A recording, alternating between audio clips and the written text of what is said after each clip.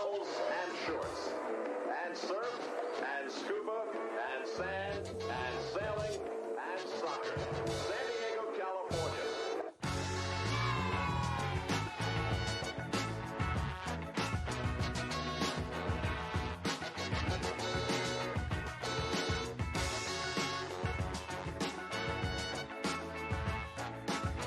Greetings and welcome to 215th episode of Two Balls and a Mic. On a Monday, we are coming back. Season greetings to all. Football is the website. Check it out. Make sure you follow on Instagram, Twitter, YouTube, TikTok. Been working on those TikToks, Shiva. And we have the number one soccer coverage in San Diego, as proven by this last week. We're going to go ahead and get down to it. Snapdragon was an absolute water wonderland or water nightmare, depending on who you ask. That happened. Brazil, Mexico, U.S., Canada semifinals that led into the final of Brazil versus the U.S. on Sunday. Estados Unidos, the USA, wins the first inaugural. I think first and inaugural is redundant. Redundantly redundant. The inaugural Women's Gold Cup 1-0. We're going to get down to it. You and Abraham were there. Abraham, obviously, the boy, who's going to catch him off guard by putting him on. He's not paying attention. Look at that. Right there. There he is. There he goes. We're also going to go ahead and break down a call with the Sirens. Call the Sirens is back. We're going to check in with a member of the San Diego Sirens supporter group from San Diego Wave, who started the Challenge Cup against Gotham this Friday. We're going to get down into it. Does it really matter what formation is going to look like? Is it important?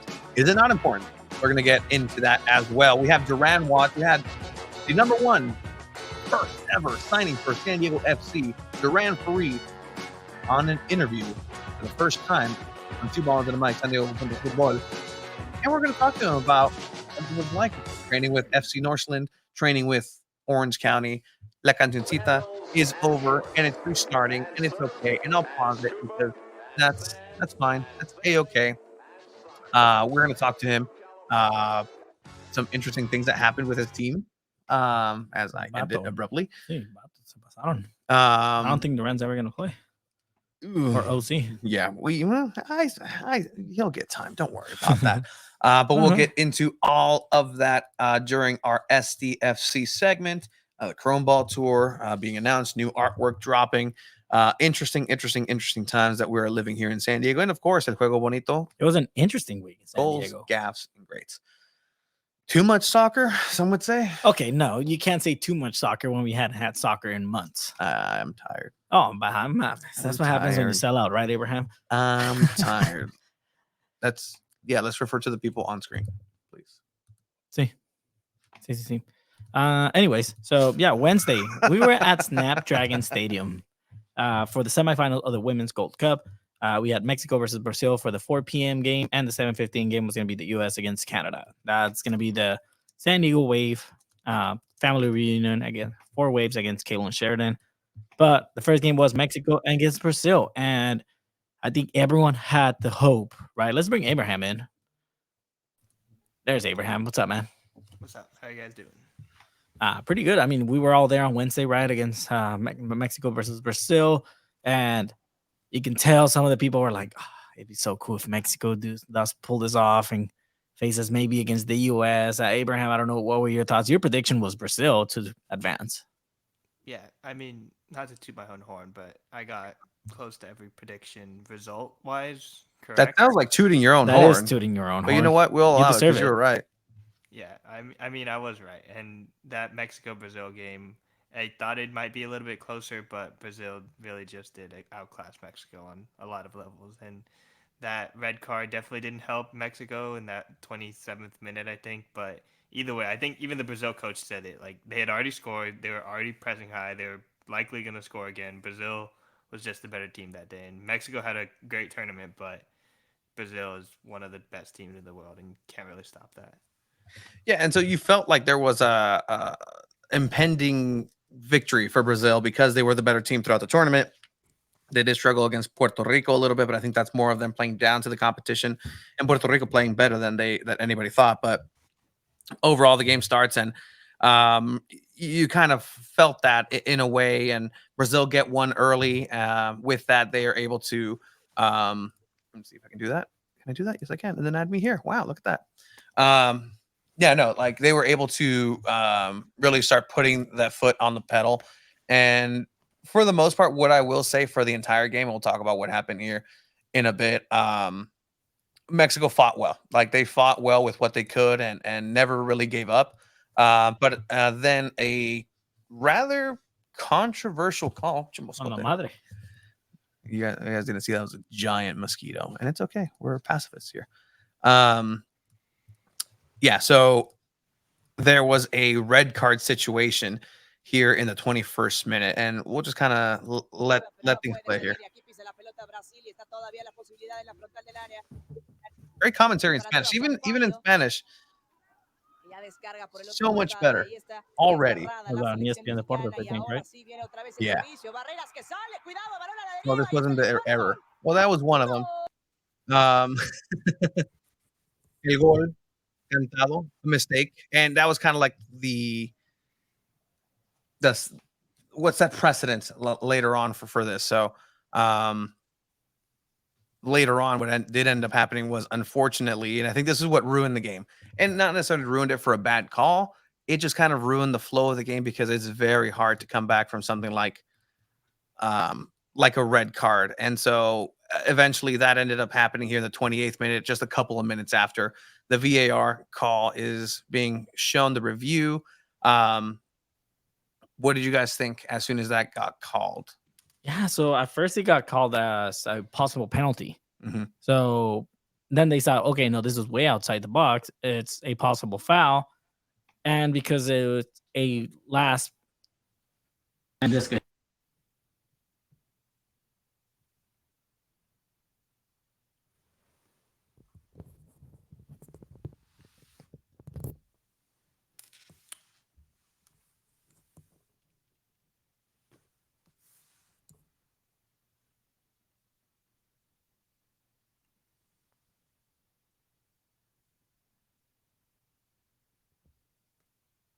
Certainly surprised. Sorry, okay. Just kind of cut off there. No, you're good. Abe, you're fine. It was me. I know it cut off there, but you were surprised, Shiva, that this was even called because it was. Yes, I got you, Esteban. We're good now, right? We're good, Esteban. Estamos bien. We're good, Esteban. Good. Boom. Can you hear us, Abe? We're good. Yeah, I was trying to tell you guys that. Yeah, that's what the private chat's for. We're using this new platform. Got to make sure we utilize it correctly. Yeah. So Abraham, did you think it was a penalty out the gate? I wouldn't call it a penalty. I definitely think that a card should have been given. I mean, it's just that one-on-one opportunity, and taking away the opportunity from the Brazilian forward, it's really tough. And I mean, if the call was called on the field, no VAR check, I think I told you guys, it would have probably just been a yellow card because it wasn't too harsh of a foul. But when you have to go to VAR like that and it's a pretty obvious goal-scoring opportunity, you kind of have to give it a red there. And I mean, eventually they just managed to tack on another one in the next 5 minutes when they had already kind of taken advantage of Mexico's disorganization there. And I mean, like you said, it's hard to come back from a moment like that.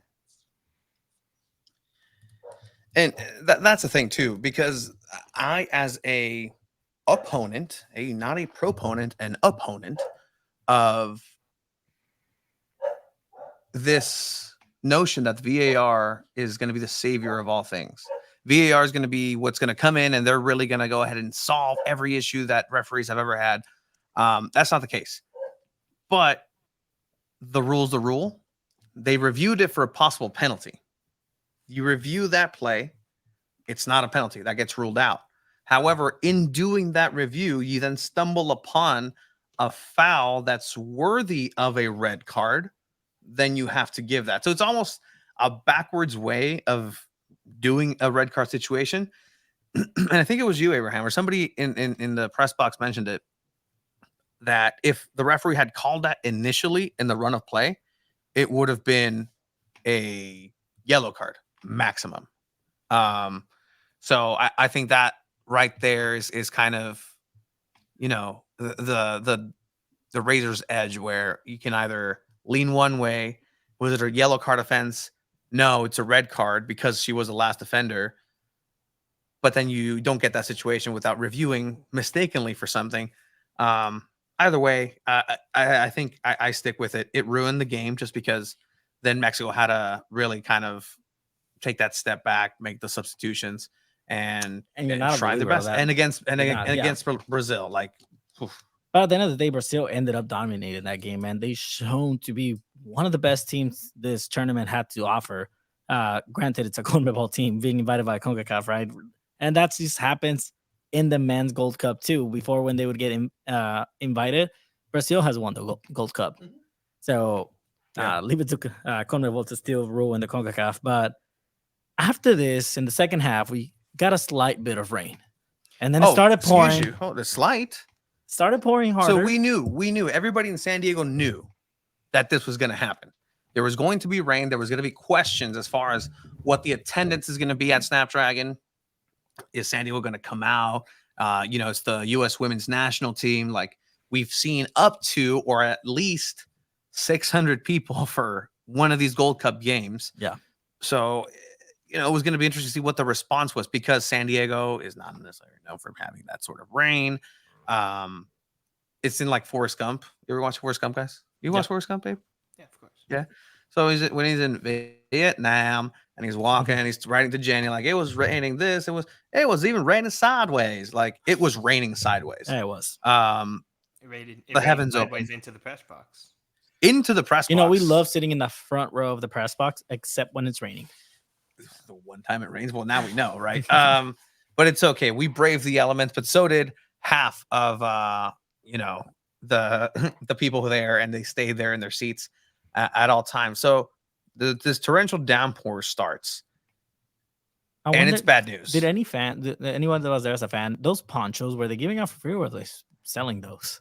So I hope they were giving those for free. From what I heard, the Get Services was giving out ponchos for free, and then at one point, some workers from the inside walked out with trash bags and kind of just left them out there, and people ran and grabbed as many as they could and were kind of passing them around.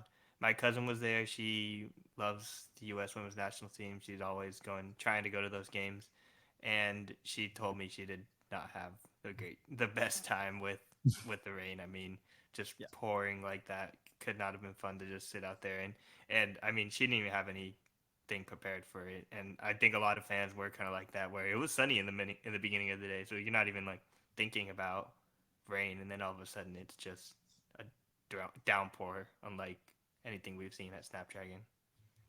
And so that's what you get: flash floods. If you live in Mission Valley, you know what's happening. If you live in that area, it's nothing new, right? These saturation of rain is compiling, and as we showed there a little bit, was those patches of puddles, and that creates a unique situation. And some people who don't really frequent soccer games, who were covering the match that day, come out and they're asking us like, "Hey, is this even safe to start? Is this even this?" People were really upset in the press box too. I mean, people were upset about this game still happening, and I'm a strong believer, guys, that unless there's lightning and thunder, the game should not be postponed. Like, I've seen games played like this. There's been games in the snow, and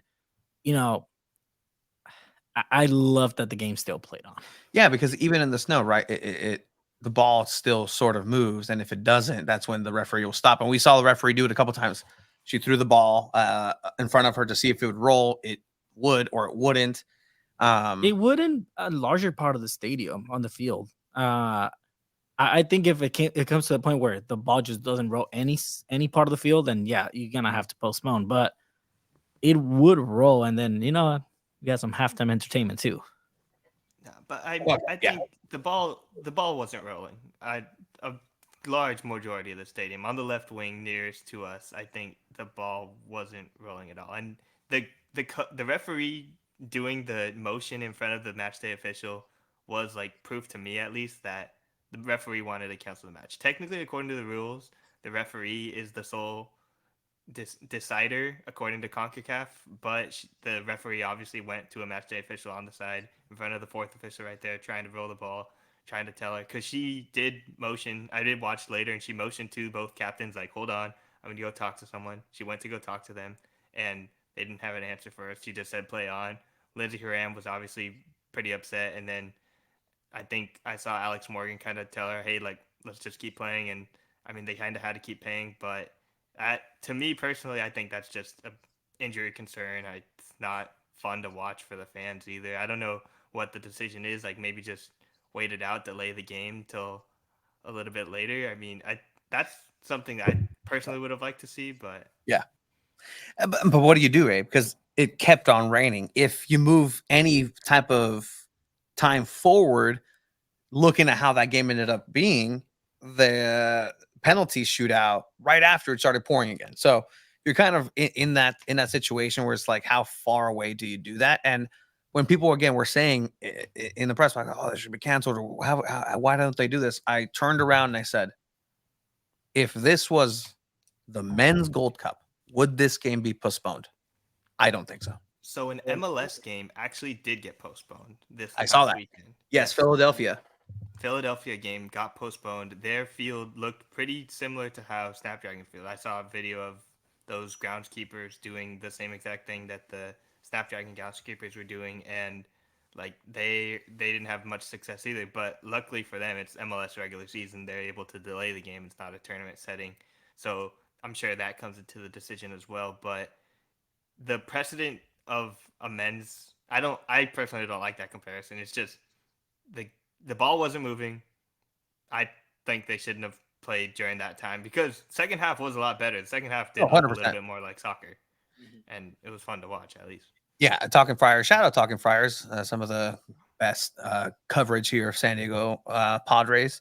It was funny sitting there at first, seeing them not being able to pass that much, but then we were just worried about injuries. And Casey Stoney also chimed in about that, and I get that 1,000% player safety at all times. If it does get to that point, but again, I don't think it was there. It was gonna be played. Like at the end of the day, if it was gonna be played, then there has to be a winner. You have to go with what you have. And So- you're just looking at this kind of like right there, like you can see the puddles. those puddles. It's CONCACAF. Massive lakes almost. Guys, we're forgetting that it's CONCACAF. The budget was not that big for this tournament. We know Snapdragon is not cheap to rent. We've heard it from Tom Penn for SDFC. Snapdragon is not a cheap stadium to rent out. You're not going to postpone a semifinal. You're not going to do it for the next day. You're not going to pay more. You're going to stick to the schedule you have. And that's just what CONCACAF does. And I mean, this guy named us. You got CONCACAF. Shout out to John Arnold for starting that, right? Yeah. But that's exactly what happened in San Diego on that Wednesday night. But man, like I'll just say from a Media rudimentary soccer person playing in the rain and even in these puddles, yeah, it's frustrating, but it's some of the best fun you ever It's have. fun. It's some of the best fun you I mean, ever have. Jaden Shaw said after the game, like, it was just comedy. Yeah, and that's what it is. You don't want something that's actually going to be worth silverware or just decide the To be labeled as comedy. direction of something like that to be, to not be played on a fair ground. But again, much like Steve Cherundolo from LAFC got fined $10,000 for saying this game shouldn't have been played. Both teams played on the same pitch. Both teams, it's literally as level as a playing field as you can get. And within the circumstances, one team was a little bit more concentrated. One team adapted better earlier, I believe. And I think that's kind of something that ended up just being literally the decider. The second half, we saw a little bit more tactics, but it's unfortunate the way that it happened too. After the game, Caitlin Sheridan, goalkeeper San Diego Wave in Canada, was upset, and she didn't want to talk, obviously because of this. Like, that's what you kind of open yourself up to. A back pass gets stopped in the slosh. Jaden Shaw comes in, poaches it, picks it off, and it's an easy goal. Easy goal for her. Yeah. Abraham, I think you mentioned that the one disappointing thing that you had was what? Oh yeah, Jaden Shaw. Why did you not do the surfing celebration there? I mean, you have puddles literally on that side of the field. That is the only time that you have that opportunity. That was huge mistake on She's Shaw's not part. ripping the wave right now. She's the United States of waves. But okay, so in this situation, right, like we can all say, well, obviously you don't pass it back because you've seen a couple of minutes of this action where the ball's Naomi Girma stopping. told us the same thing Naomi after. Groma told us exactly that. Is We that knew we weren't gonna be able to pass back. just clear it? Yeah. Just clear it. And does that make for pretty soccer? No, it doesn't. Granted, the way she positioned herself on that pass, like she kind of set herself up for failure. You're in a position where you have to kick it with your left. You're not gonna kick it out. It's gonna be a hard clearance from that angle, but that poor defender, she did the worst, absolutely worst thing you could do, and was to pass it back. And Jaden Shaw told us, sorry about that. Jaden Shaw told us, like, I saw the back pass and I knew it was going to get stuck in a puddle. We saw Trinity Rotman getting so frustrated because she had a couple one-on-ones that the ball just ended up getting in the puddle. And it is frustrating when that happens. But again, both teams had to do the same thing. Granted, that half that the U.S. had to attack in the first half was way better condition for Canada in the second half. All thanks, and I'll let you go next day. All thanks to, honestly, and this is where things get interesting, right? So our sources from Snapdragon, some of the people are in charge of trying to fix this. They told me that they had no idea they had 5 shovels in the stadium. Even they had no idea that there were measures for this, that this was even a possibility. And all kudos to CONCACAF. They put the play in general was good. That the tournament was great. Hopefully it succeeds for years, but it's going to be very difficult to top this halftime show. Wow. It's Coldplay. Mexico has stopped that. I mean, how can you look at that? Just the technique, the light show, people hiding. But it's like, what do you do? What do you do at that point where it's literally just 5 individuals? You see 3 here, just squeegeeing the field. There's nothing to possibly do. Did it help a little bit? Run through it. I feel like you'd be more successful doing that. Next time it rains, we'll get down down we'll there. give them a shout out. Yeah, we'll jump out there. Just have the media do it. I think, was it you, Abraham, that said just let the fans in and do it? Yeah, that could have, but no, that would never happen. The field was not fun to watch. But every player, every coach, when asked the question, they said, "Yeah, we probably shouldn't have played." And but they also did say exactly what you guys are saying, that we still had to play. It wasn't our decision. It's a big game. We have to play this game. We're gonna play this game. We're not gonna use the tactics that we had to start the game, which is unfortunate because it would have been probably a really good matchup. But we saw just trying to clear the ball forward, trying to move the ball forward. That's all the tactics were, really. It's just let's move the ball forward and then hope we can have them make a mistake. Everything went out the window. Then just the second half again on a futbolisticamente, in a soccer sense, it was better. You did get more action. You did get a rally from Canada. Last minute execution of the VAR gave Canada a chance to tie it up at the death, literally at the death, because of a I don't know. It was definitely a red card. Excuse me, a foul. It was definitely a penalty. Just the contact happening there. You see the replay. I mean, Tony, you're the goalie. I know you love to defend your goalies, but she punches this forward in the face. That feels like a red card to me. Like, I agree. That should have been a red card. And at that point, you're out of substitutions.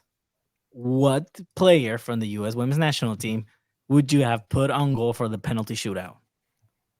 I think who's somebody stepped in there before as a goalkeeper. I mean, whoever. Not in the U.S. team, but there's what outdoor players get on there. No, I'm okay with it. Like, it's a foul, 100%. At least touch the ball. Like, if you go through a player with your fist, at least touch the ball, and then you can argue if it is or it isn't. From Villain giving up this penalty, tying it up, 120th minute with 6 minutes added. Everybody's tired at this point. and it's not a give me at all. Ball rolls in. I was waiting for it to stop at the line. Just on some truly CONCACAF stuff. That would be crazy, Um, actually. But eventually, just from villain to hero, and I love these stories. The moment that I saw Nair. Nair, Yeah, Nair. Nair, sir, Listen there. Yeah. Nair. You're just working on the pronunciation. I was like, My I pronunciation, my turned into English Chiba for a sucks. second. She's Also, like, what? before Yes. we wrap up on the penalty, I did ask her about it because in the mixed zone after they asked her, "Did you think it was penalty?" She said she hasn't rewatched the footage, so she wasn't sure. I asked her the next day in the media match day -1, and she did all she had to say was, "Well, the ref called it a penalty, so it was a penalty," which to me sounds kind of like an admission of guilt, but. Yeah, it's a respect to the refereeing position and all refereeing kind. It's funny because Tony always says that. Well, it was a penalty. The ref called it. I agree. It's a blue card. Soon in the outdoor game. Hopefully not. I agree. Paid the fans to come in and shovel some water. But again, there's only 5 of those shovels in the entirety of Snapdragon. The entirety of Snapdragon only has you think 5 they're going to shovels. start investing more? No, because why would they? Because okay, let's invest in some I don't know, better facilities, better drainage, better coverage, better. What I will say, if you go down to Home Depot, SDSU you're talking about. honestly, if you go to Home Depot and get yourself some of our primos, I think they would have got that done immediately. Now that I think about it, like, hey, go down to Lowe's. I don't see any people at Lowe's. Home Depot, home of Dun, dun, dun, dun, dun. A plus theme song, little jingle. Yeah. The Home Depot. Have you ever heard the Home Depot jingle? I just asked if you heard it. And I didn't ask you to do it, but that was pretty good. Huh? But yeah, all right. Terrible. It was in my head. It sounds better. I have headphones on right now. I don't know. This is all out of mic right now. You're too nice. Yeah, you're too nice for us. Abe, you're a pure soul. All right, so Nair comes up, steps up, and I was like, oh, they won. If she buries it, it's after over. blocking one already. It's just the heroics come after, and a decent penalty, very good in La Esquina. Nothing for Sheridan to do on that one. Was never going to get there. Honestly, a goalkeeper's dream. Like it's the goalkeeper's nightmare and a goalkeeper's dream all in one game. And here she is again. She's going to go ahead and let that one in. Horan scoring. Horan, I think, an unspoken hero. I mean, she did score the game winner in the championship game, but she did a lot. There's this Jaden Shaw talk and everything. She did what a captain's supposed to do. Absolutely. And that right there was it. Granted, villain to hero. Granted, these penalties that Canada took were awful. They were not positioned the best. They were terrible shots that as long as you dive to the right side, you're going to block it. Level playing field. Yeah. Penalty spot. Oh, yeah, 100%. I'm not saying that the US shot their penalties 100% very well, considering that Kaylin Sheridan was probably the better goalkeeper on that field. Kaylin Sheridan. Maybe a little biased there with Wave, but Kaylin Sheridan. I mean, Quinn. Shout out to Quinn for that goal, though. Their kick was probably the best kick in the penalties, and I mean, the U.S. like Kaylin Sheridan couldn't really stop any of those. Those were all good shots. Sophia Smith had a good shot. Listener had a good shot. Like you really can't do much there. 100%. And then, well, that was the wrap for the semifinals, and we had ourselves a final: Brazil versus the United States. So, all right, I was obviously busy working. Big, you had to clock big in. Important stuff at the San Diego Soccer's Hispanic Heritage Day. Via la raza. San Diego. Hey, dude, you call us raza, fellow raza, Sela? That's messed up. Yeah, you can't do Get that, your bread up, my boy. That's what the kids call it nowadays, right? Yep. But yeah, so there was a championship game leading up to it. There was just a lot of confidence coming from the U.S. side. Abe, you got to cover some of it. What sense did you get from what you saw? From the day before, I think it was a lot of confidence, but also respect. I mean, the Brazilian team has been the best in the whole world, and they got farther than the U.S. did in the World Cup, and saw good individual play and basically saw exactly what we were gonna expect. Like they high pressed, they were the more talented team in the first half, and like I really couldn't have asked. You couldn't have asked for better from Brazil in that first half. Yeah, no, I agree, man. I mean, it all started on Sunday with Abraham picking me up, guys. Picked me up. We carpooled over to Snapdragon Stadium 2 hours before match time to avoid any traffic. We heard almost 30,000 tickets were sold. And we said, you know what? Let's beat the traffic. Let's get there early. We pull up. Not once in my, what, 2 balls into my career, media at Snapdragon, have I ever made line to get into the stadium through the media gate. It happened that they changed the time on us and there was a long line. But anyways, we got in. We got our guac and chips that they've been serving us all tournament long. And we started talking to people. It was fun. A lot of different people showing up to this final that hadn't made an appearance at all in the tournament. But the game was about to start in Abraham. We saw the starting 11, and there was one key player not in there. Jaden Shaw. And we were all talking and like, okay, is she injured? She did come out early. Is it a strategy? Is it just not trusting the youngsters? I don't know. Like at first, at the end, Twilight gave us her response, but at first, what were you thinking? You saw no Jaden Shaw. What was the first thought you had? Yeah, I mean, first thought is always injury, especially when you have a player that is as dominant as she was in the tournament. But I mean, you asked Twyla after the game why she did that, and I think her reasoning did make sense. That like, if you know what Brazil is gonna do, which is high press, commit a lot of numbers to the front, that you might not need one of your faster, experienced attackers in the Mhm. starting 11 if you need a defender with Rose Lavelle, who was coming back to defend, and she is pretty good on all sides of the ball. And if you would rather have a Rose Lavelle in there than a Jaden Shaw in that moment, then I guess that makes sense. And it did work out. I mean, you let Brazil high press and take shots, but they never really got a good shot off inside of the box, which is something that I'm sure the U.S. is proud of. That Brazil And had that's to take. due to Naomi Girma's defending too, and a solid backline that they already had, right? And that's due to that great defending. But then the day, the midfield looked very lost in that first half. The attack wasn't providing really doing anything. Alex Morgan, Rose Lavelle, Trinity Rodman was the one kind of trying to take one on ones, but then it wasn't a pretty first half for the U.S. I mean, Brazil had the most chances, nothing too dangerous, of course, but then just one play, and it's taking advantage of those opportunities, right? And Trinity Rodman holds the ball, passes it to who was it? Fox Yeah, it was. that crossed it. Well, I think yeah. So Rodman got the ball. She waited a bit of like I was thinking like pass the ball, move the ball already, but she Yeah, waited for the team to come down the pitch, which was the right decision. Got the pass to Emily Fox, who was yeah, wide open.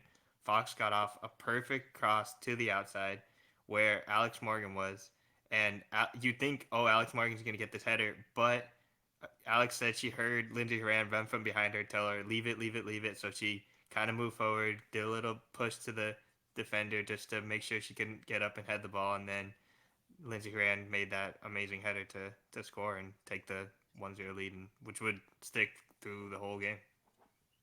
yeah. No, and I mean, that's like when you hear your player say, it's Yeah. mine," as an attacker, whatever, you hear that from your team. You're not going to think it's the other team, it's Brazil. They're not going to say, it's mine. Debinha in there. Hey, it's mine. It's mine. But she didn't start either. No, So, and actually to that, Abraham, no, I did see that Lindsey Horan actually said that Morgan should have gotten an assist for an assist of an assist for that exact reason, for being able to recognize when to leave it, right? You see right there, Morgan didn't even jump. She kind of She knew holds the that, shoulder there. That's like a sneaky yeah, little move, but like definitely worked perfectly for them. and that's the experience that Alex Morgan has. And I mean, that's why you called her after the Mia Fisher injury. Other than that, you don't have another nine. And Abraham, we were talking about that, right? You don't have any other nine other than Mia Fisher and Alex Morgan. I mean, Like, Olivia Moultrie is there, but she only got one start this tournament, and she's got a brace in that game. But it's still a really young player, and I'm sure in training they decided to err on the side of caution with Alex Morgan, and Alex Morgan probably gonna end up in the Olympics too because she is still one of the best attackers in the world. And I mean, we're all wondering like, oh, the FIFA Pro 11, like, is it really her? Should she really be getting that? But like, she kind of proved it. She was one of the best oh, players okay, on. wait. That's Well, a little I don't stretch. maybe not the best 11, but she deserves a spot on this national team, and she still deserves to be called one of the best players in the world. And I mean, I'm not trying to retire her like Abby Dahlkemper, but like Okay, she's still give me there. respect. She You played like one game. yeah, Abby Dahlkemper had an okay game against Mexico. She was the lone defender that was doing stuff in that game, but I You think mean the Alex one we Morgan. lost? Yeah, the game they lost. She had a goal line clearance. It was almost 3-0. She saved a goal there. Yeah. All right, great job. Sorry. I'm not No, I hate good. on Abby Dahlkemper at all. She has made a great recovery, and she's going to be very important. It's gonna be a I key feel asset for Wave. for San Diego Wave, especially coming up because she didn't get that much play time. You'll probably see her coming up against Gotham in the Challenge Cup, which we will definitely talk about a little bit. Yeah, but no, I agree. Definitely, Alex Morgan definitely had an impact in this team, whether it was locker room, whether it was just talking.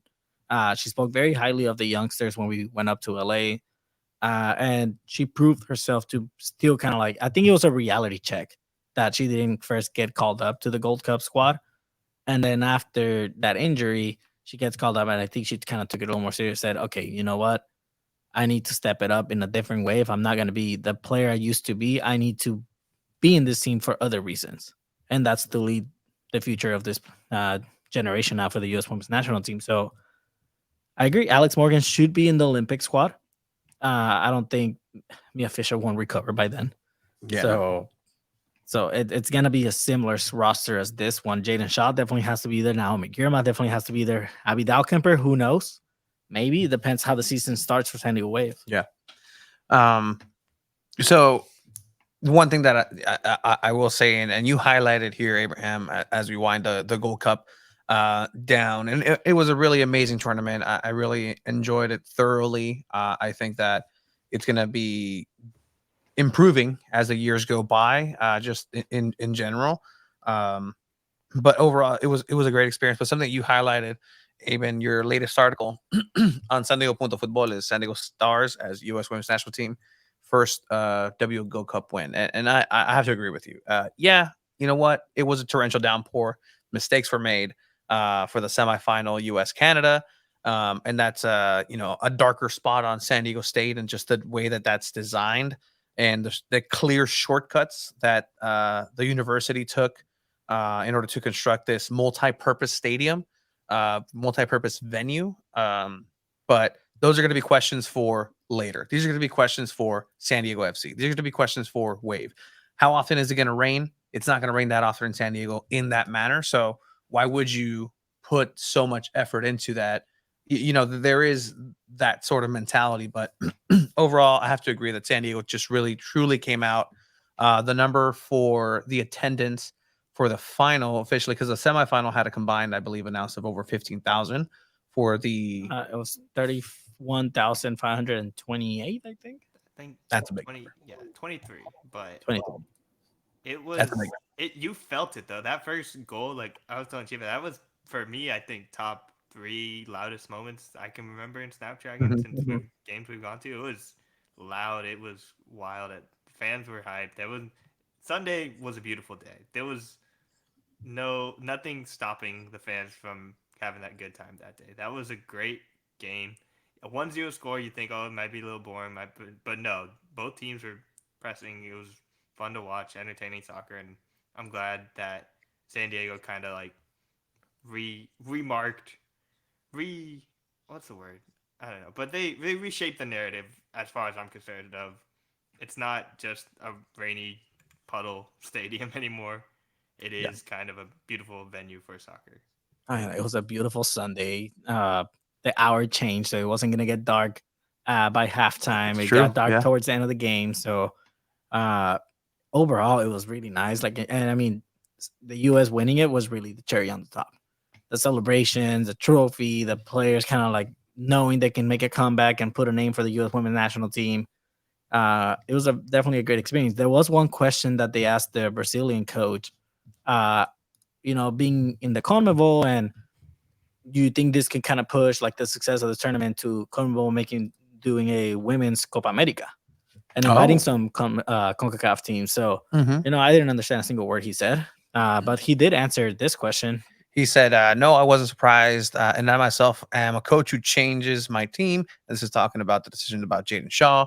But you didn't understand anything. I'm just kind of skipping into that question. But I was yes.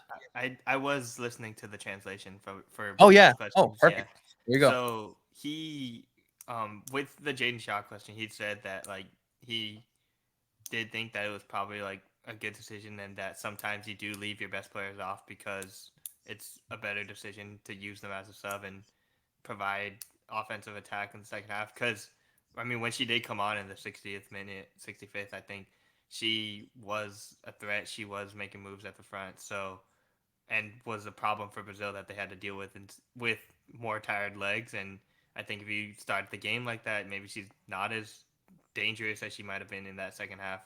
So I think that's kind of what the coach was getting at there. And then for the Copa America question, Tamara Griffin was the one that asked that question, but he did say that like he's played in different tournaments with Corinthians and stuff, and he does think that CONMEBOL is growing and that these tournaments are kind of good to help show the growth of the women's game. But I think that Corinthians, he's not worried about how U.S. people view Brazil or CONMEBOL teams, because I mean they know how good they are.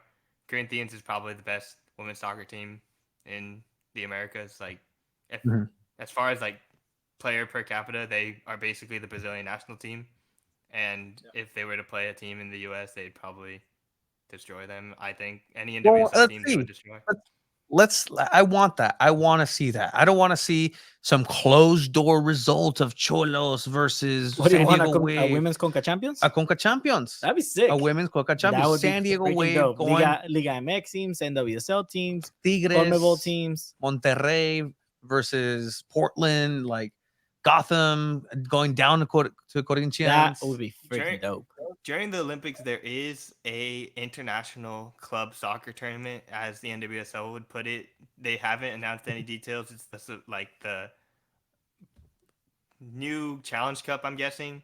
I have no idea how it works. No one knows how it works yet. They haven't announced anything. We don't know where it's going to be broadcasted even, which NWSL problem. Just show your schedule at the beginning. Get people excited about it. It's not that hard, in my opinion. But Casey's Tony's going to hate this. Oh, well, I don't think so, because that she kind of would enjoy the Challenge Cup when it was giving opportunities to younger players, and none of the national team players are going to be there during the Olympics, so it'll be fun to play against other. I mean, if they have to travel outside the country, she will probably complain about it. But well, you can ask her and the coach for Gotham and the NWSL commissioner coming up on some availability. I know this is on the fly, but if you can make it, that'd be great. Abe, we got the email. I'm gonna be tomorrow talking to Savannah McCaskill at the training grounds. Yeah, so if you have any questions, shoot them my way at Abe. That means people in the chat too. If you have any questions for McCaskill, go ahead and throw those in. You guys know how to contact everybody here on San Diego Football. Just look up San Diego Football on all things. And look, a little banner. Abe, thank you once again for joining the team. This has been an incredible asset to have you. You are an absolute weapon. Check out his articles on San Diego Football. They are amazing. Check them out. Anything that has to do with San Diego football, Abe's got you covered in San Diego Football. A great write up here. And just you've been on fire, man. And this is something that I really, really thoroughly enjoy. And people who are maybe a little bit more on the reading side and like that. And there's a lot of great information breakdowns. There's people taking notes out there. 100%. I'm sure Ziggles is looking at this like, who's this Abe guy? Yeah, Ziggles for the UT. Imagine if we propel Abe to be chief editor of soccer at the Union Tribune. Ooh. That's not a thing. I would not take that job. I would not take that job. Oh, you are You're on the road, man. you are contributor in command. Contributor in command for Santiago.Football. Abe, thank you again. You're gonna hang out as the phantom producer in a way, because we are going to go ahead and move into our next segments here. The championship game was the first time I could see Snap a good soccer venue, but if it was missing something, an insane supporter section. And yeah, and you'll see that when the Wave start their season coming up. They're not going to start at home, but we're going to go ahead and talk with the Sirens here. Abe, thank you for joining us. I'm going to remove you. Bye. All right, you can say bye. There he is. Go cool. Wave, go Wave, go Wave, go Aguanta. Wave. You're jumping. No, the gun, I like it. I know. Cool. I like it too, but like it's a little No te setup. molesta, vato. Tranquilo, viejo. Yeah, no, tranquilo. Viejo. Tranquilo. Oye, tranquilo. Drake and Josh was a great show. Drake and Josh was actually filmed supposedly in San Diego. It wasn't filmed. It was set in San Diego. Yeah, it was. Didn't appeal to me in any way because I didn't have cable. Oh, yikes. All right. So moving on to our next segment, as we're going to move into a little bit more of San Diego Wave discussions, because that's going to be coming up. We do have a segment that everybody seems to love, and I love it. You love it, and we're thoroughly enjoying it. It is the Call of the Sirens segment as I play the thing.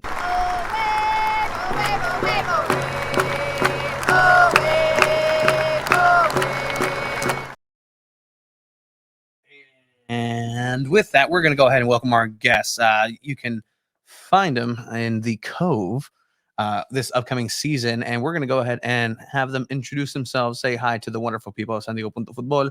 Everybody who's watching, thank you. 134 people who are currently watching concurrently on 3 different platforms, on YouTube, on Twitter, and on Instagram. We're going to go ahead and say hi to our guests. Hello. Hi, ¿cómo están?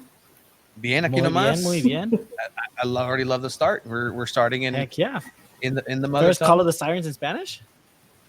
Oh, I don't know if I could do the full thing in Spanish, but let's do it. I'm here for the chisme. Que es la llamada de las sirenas, ¿no? Los sirenos? Sirens? Well, no, sirenas. Oh, yeah. Well, welcome, Tanya. Thank you, guys. Welcome on the show. Thank you for joining us. You know, we have this revolving door of different Sirens members and people in leadership. Can you just kind of go into what your position is within the Sirens currently, and how you've been helping out here moving into the season? Well, my name is Tanya Benitez. I'm the marketing and social media coordinator. I'm a drummer in the Cove and one of the new co-hosts for the new the Siren Song podcast. So that is going to be coming on down, and I'm really excited. I was kind of given an insight that, hey, this might be happening, nudge, nudge. So with that, I will go ahead and extend the invitation. Anything that we can help and support with, let us know. And that's going to be something that's going to be really, really cool coming on up. So day to day, you know, what's kind of the job description in a way? Because again, these are all volunteer position. It's not necessarily you know, bankrolling money into it. The IRS will not be coming after anybody in a supporter group anytime soon. But kind of with the day to days, how are you preparing for this upcoming season with yourself and within the Sirens? Well, I think Troy was on, you know, preparing for the season. A great tifo is coming for the season opener. We just rolled out like the excitement for Blazer Night. And I think that's going to be something that people loved last year. So we're trying to just, you know, keep it going.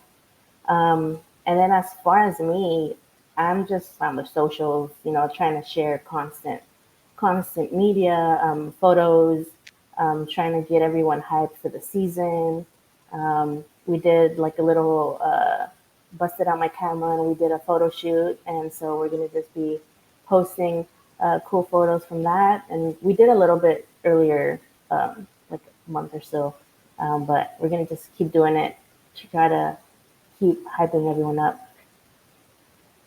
And it was incredibly hyped. Chiva, I know you stumbled across this on the social medias. It was incredibly cool. Yeah, no, I mean, definitely for Torbe, just seeing her coming back to San Diego. I mean, I don't think she was expecting it for sure. And, like it's always nice when you're going to have supporters just meeting you at the airport. What was like you were there, right, Tanya? What was that like? Yeah, I was there for both of them. I was there for Caitlin and Hannah.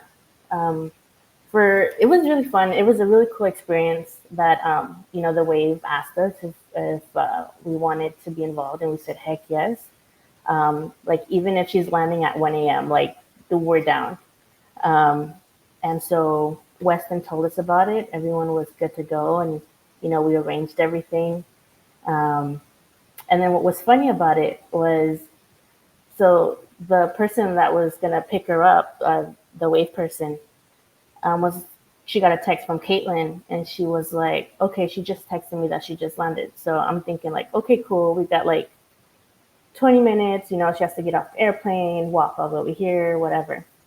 And then next thing you know, Sean is looking up the escalators, and she's coming down, and he smiles at her, waves, and then he's like, guys, I think that's Caitlin.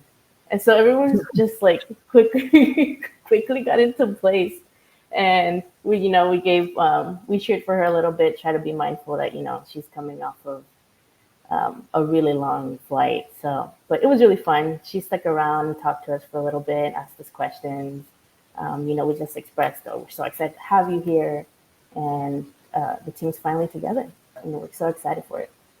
Yeah, and that's something that I actually spoke with Carusa over at training. It's just like, how is it like having that hometown, at least for her, crowd? It's just that crowd that's supporting it. And she even says like it's incredibly insane that everybody knows her name, everybody knows who she is, and it seems like that's the same situation with a lot of these players where they're taken aback by the support it's really personalized. And I think that's really kind of taking the Sirens into a different level.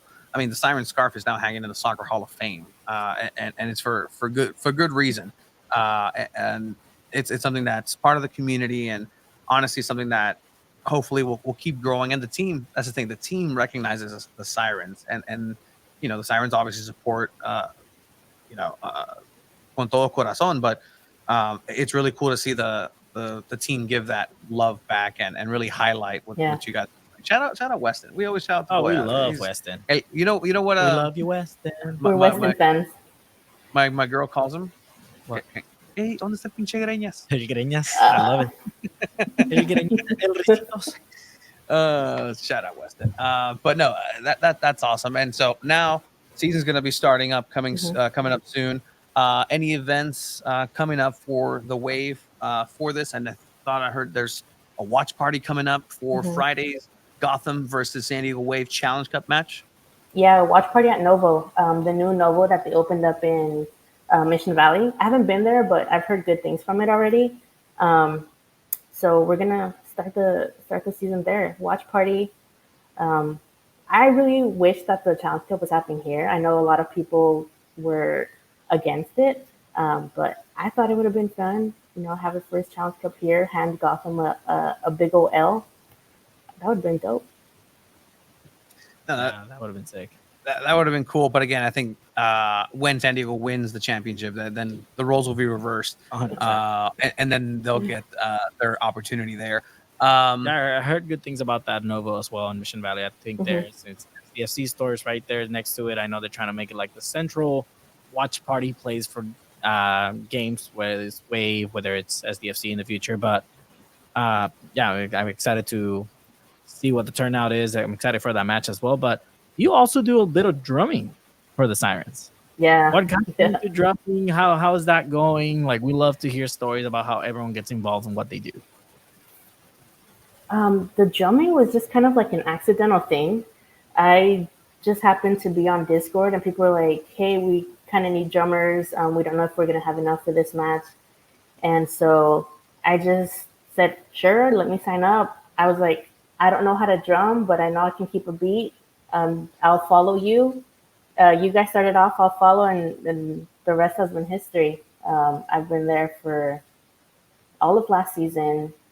I had field club seats, and I never once sat in my field club seat. I was just always in the cove. And it's just been super fun. We've been doing some drum practices. We have one coming up this weekend too, just to prepare for the season. And it's just so fun trying to come up with new chants and kind of get everyone's different perspectives on what worked for them last season, or how we can get the crowd more involved. And it's just been fun. It's been really cool. So did you make any of these Gold Cup matches? Oh, I was at like all of them. I tried to be at all of them, but I did miss one of the double headers in LA, and I missed the double header that they had here during the jersey launch party. But I was at a good amount of them. I was a big U.S. Mexico supporter, so it was just a lot of fun. I'm so happy that they had it here because it was an incredible experience. So I want to ask you, how'd you like the jerseys, home and away? Del Sol, the Poderosa jersey. How'd you like what they're called? How do you like what they look? I was kind of like, I think we were talking about it on Discord, and I made like a little mock-up of like what I thought the design was like. I was like, this looks like the sunset on our crest. Mm-hmm. And then Tony was in there and he threw in the little ojito sign, and I was like, yeah, I got it right. Like, this is it. I love them. I love them. They're really cool. They're really dope. I'm not much of a pink girl, so I don't know if I'll get it. But the blue training kit is so dope in person. It looks so nice. And it's a little cheaper. That too. But I do have a Del Sol hanging in my closet right now, but I have to wait on the blue one because they ran out of sizes. The jersey launch was so popular that day that they ran out of sizes. It was good. Yeah, I went out there, took my girlfriend out. She's never been really go to events like that either when it comes to soccer, but she enjoyed it as well. And I mean, it was cool being able to see the players, taking pictures of the players. It took us almost an hour to get in. So part of it, that's how you know it was popping, right? Like there was a line to get in. So yeah. Perfect. At this point, is there anything else with the Sirens that is coming up that people need to pay attention to, that people need to have an eye out?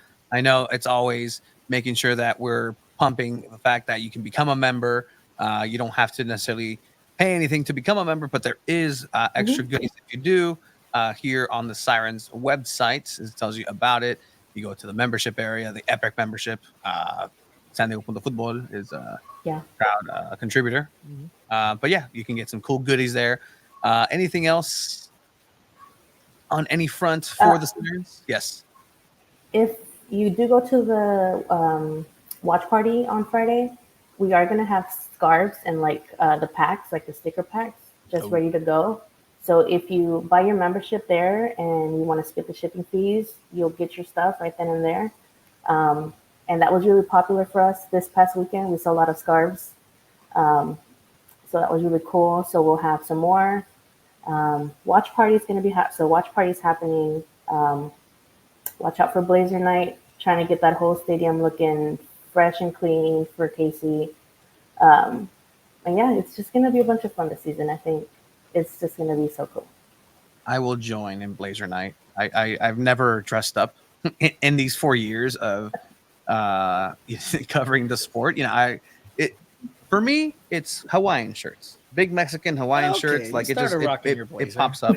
But I'll join in on that night. People are going to look at me, and I hope Casey is also like, "What are you doing in a blazer? Where's the Hawaiian shirt?" But yeah, that'll be fun. Check out everything that the Sirens have going on their socials. That's at SD_Sirens on Twitter. You can look up Sirens on Instagram. You can look up Sirens on the website. Join. Anything else, Shiva? I mean, I can't wait for that watch party. And I think we're all very excited just for the season to start and seeing San Diego wave back at Snapdragon. Predictions for Friday before I let you go, Tanya? Clean sheet for Kalen, 3-0. Wave. I like that you started with the clean sheet. I love that. gotta gotta give her props, man. She's amazing in goal. Absolutely. And Tanya, thank you for being part of such an amazing group. And we're going to go ahead and hopefully see the Cove rocking and honestly keep calling it home. They're showing everybody what's possible in that section before any other team. So congratulations. And look forward to all of that. Tanya, thank you for joining us. And Awesome. Thank you for having me. 100%. Thank you. Have a good one. Bye. Thank you, guys. Perfect. Hello. Season's greetings. Wave, go wave, go wave. Go You want it wave. again? Yeah. You want it again? Yep.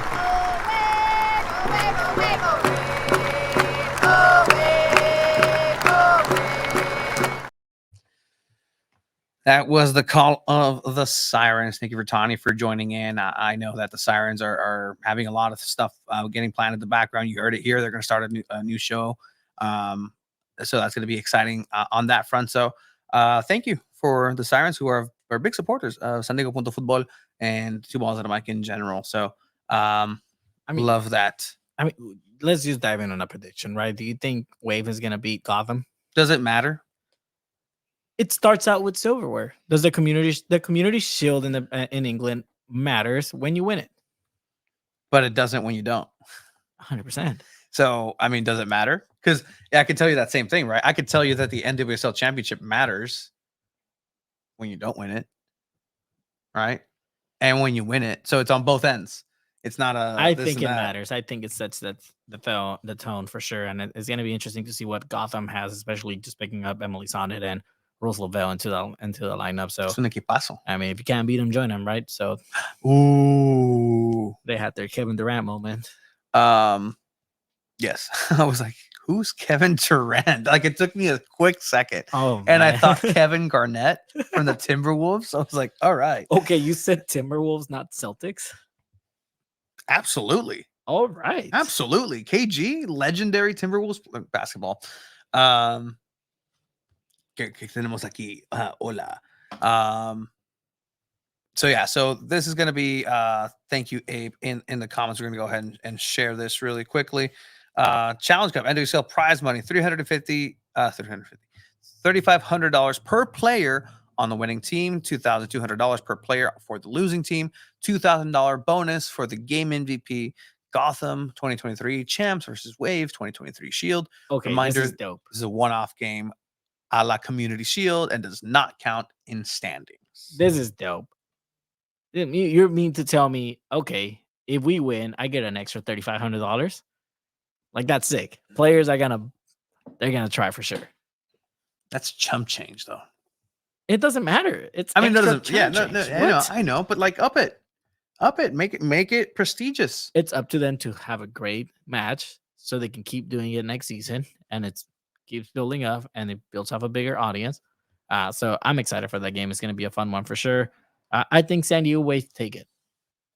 I think they start off on the right foot. I think they end up winning this game, and they win 2-1. Yeah, I mean, just kind of going through the lineup and just kind of thinking of who's going to be in it, right? Obviously, you had the players at the Coachella Valley Invitational. You had Elise Bennett, who's doing great. You still have important players in the midfield. The midfield is a little bit anemic in terms of just like base positioning. First position wise, you got Emily Van Egmond, Calaprico, and McCaskill. Sure, you have a lot of other players that can play in the midfield, but just out of pure midfield setting, that's main position. First one. Yeah. You got three, so you got to get kind of creative in that one. I mean, it's a very solid team. Angie's listed as a center back too, but she can also play in that center defensive midfield. 100%. So you have players that can adapt and play in different positions, and we've seen Casey Stoney do that time and time again. So just because they're listed in a certain place doesn't mean you're going to see them on the field the whole time in that position. So I think Casey Stoney has a lot of pieces that she can play around with and move around. So that's very fun for sure for her. And it's going to be interesting to see what she does. You lose some players that didn't want to compete, her own words, and you're getting players that are hungry to prove themselves in this league and try to get a spot in the U.S. women's national team for sure. And I'm excited for the international players that they can have. We've heard great things about Maya Jones, rookie getting drafted, and I mean, really good things actually. Yeah, putting Naomi Girma on skates. We need to ask her about that. We should have asked her about that. man. I don't have time and It place. wasn't the time. It wasn't Time the and time, place. Time and place. Hey, Naomi, you're just in this we like heard the all rookie eyes on broke you. your ankles. Just destroy her confidence going into the championship game. That'd be cool. Trying to forget. So that's something that to look forward to from San Diego Punto Football. We will have media access to midfielder Savannah McCaskill on Tuesday. Also to have access to Casey Stoney throughout the week. So check that out as we drop it in our socials. Our social media has been active. You see exclusive interviews with players. You see behind the scenes looks at just the content, the tournament. We've done a lot of things. Follow our TikTok. Follow the TikTok. The TikTok is here. I mean, you can go. I go ahead and do that. Let certain governments TikTok. Let certain governments dictate the brainworm. I don't have TikTok, as you can tell. I also, it's fine. Head coach Casey Stoney will be available, but it's going to be a very interesting match. Coming up, Gotham Wave. Is it going to matter in the grand scheme of things? I don't know. Like, how much stock Casey's going to put into this? She does take the league and the regular season, the supporter shield really seriously. So silverware, make it prestigious. If it's a good game, it's a good game. And if you ask Casey, they won the title. They won the shield, and that's the title. I think that's a good question to ask. If we're in there. Hi, said Tony. Was that you? No, that's you. It says Tony. Okay, private chat leaking. Freak a leak. Cool, perfect. So San Diego Wave. Anything else with San Diego Wave? Am I forgetting? Abe, am I forgetting? Season's about to start soon as well. Season's about to start. Challenge Cup first. What I will want to share is a really cool tool that the president of the Sirens created. And I think it's public. And I think you can go ahead and ask. But it is public. But this is just a weapon of a Excel sheet. It's pretty dope. It's really cool. Players has the 2024 roster, previous players, the year at a glance. It has all the friendlies, the away games, the home games, the match events and schedules. Really interesting stuff coming in here. And so check that out. We can leave the link in the description of this video. So if you're interested in that, go ahead and do that on your own time. And it's a really cool resource. I know Abe just started salivating at the Excel sheets because they were very well executed. But yeah, anything else? Nah, I think that. Yeah, no, Tally loves an Excel sheet. 100%. Like I've been meaning to share this with people, but I think now is the right time, right before, to just show what an amazing resource that is. Yeah, it's super dope. It's super awesome. So shout out to Tally, the president of Presidenta, presiding over the position of the Sirens. So shout out everything that they have there. And that has been the coverage of San Diego Wave, which means that we come into our next segment, which is the other team that plays at Snapdragon Stadium that hopefully won't be pontooning across in gondolas because of the weather parameters that are not permitting. That was very well said, and I stopped. The thesaurus ran out. Permitting some good soccer play. San Diego FC. The other tenants in Snapdragon Stadium. So we'll start here. We'll get some information for the Chrome Ball Tour, but we did have an interview with San Diego FC's first signing ever. It's legendary already status, being the first one ever. Everybody remembers their first, and this is one of the players that was highlighted through San Diego Loyal, and it's really interesting the fact that they made that move. Everybody was happy for the kid, the boy, the Everybody remembers the Wunderkind. first, you said? Huh? Who was the Loyal first signing? Who was it? Loyal first signing? Sal Zizzo. Who was the Wave first signing? Alex Morgan. All right. Am I wrong? All right. I thought it was Dalcumper. You're right. Abby Dalcumper was the first signing. Yeah, so I see. Okay. Well, thank you for correcting me. testing you. You did test me. We did have the Ranfree, and it was cool. It was cool talking to him. He's been liking our social media. He's been liking our tweets. We're gonna have giveaways to Orange County matches, family 4-packs of tickets to get up there. We are partnering with Orange County FC in that way. Shout out to the USL Championship, which kicked off this weekend. We saw a lot of San Diego Loyal player action. Mhm. I know this is the SDFC segment, but it's still kind of bleeding into it because it is important. Yeah. Um, we had just it's weird seeing some of these players in different colors, different uniforms. Talk about Camden Riley up in Roots, talking about Evan Conway, Toomey and Elijah in El Toomey in El Paso. Paso. We're gonna see Coque Vegas. And we actually asked Coque Vegas. Excuse me, we asked Duran Free about Coque Vegas coming up. So this is gonna be the segment of Duran Watch. An early shot for Duran for Reed. Here's a chance, and it's denied by Fareed.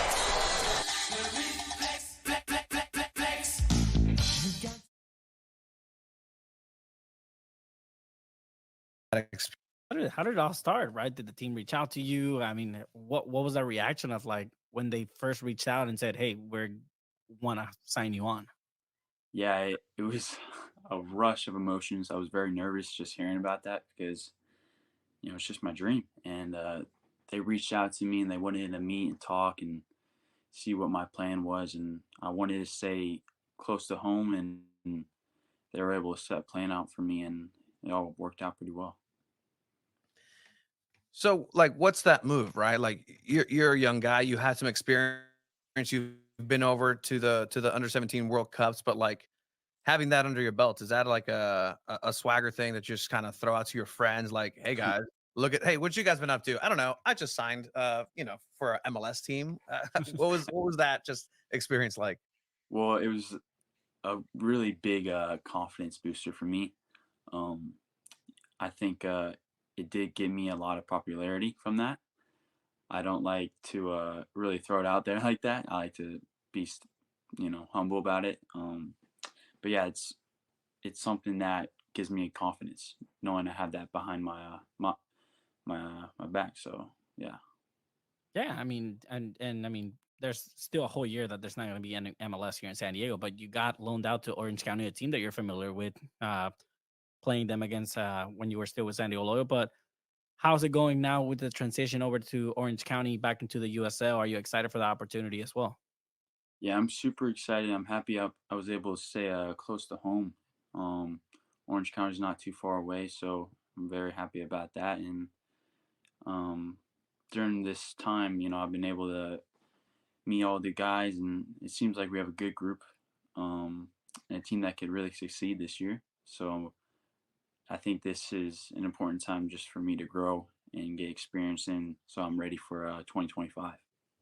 And that's what it's all about, that experience factor. And it's interesting just kind of seeing you don the FC Northland kind of colors for a quick training session here and there. What was that like? Were you the guy that was like showing everybody around? Because you know your way around the Olympic Training Center, and we got some people coming in. It's like, all right, guys, restrooms are here. We're gonna go over there. That's where the rattlesnakes usually are. That's yeah. It was a really fun experience. Honestly, it was a really high intense training group, and I'm happy I was able to do that. But yeah, that was one of the things. Rattlesnakes, you gotta be careful one of those, and they were all very uh, cautious of that. So yeah. Shout out the brave Coach Beto. Yeah, you're not who was, you're not a snake he's person. not, So. yeah, no, he's a snake charmer. Oh yeah, But for no, sure. shout out to him. So Duran, now with Orange County, are you confident in your abilities to just take on the responsibility of potentially being the starting goalkeeper for Orange County this season? Yeah, I mean, I feel very confident with myself and my skills and my ability.